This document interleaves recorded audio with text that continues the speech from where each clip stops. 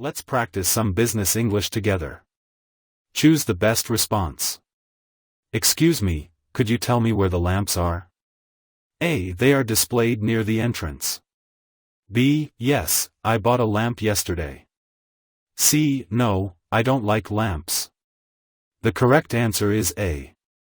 They are displayed near the entrance.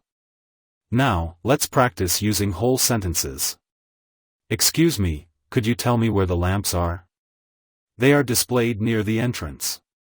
Here's the next question. Excuse me, could you tell me where the copy machine is? A. No, I don't use copy machines. B. Yes, I copied some papers yesterday. C. It's right next to the meeting room. The correct answer is C. It's right next to the meeting room.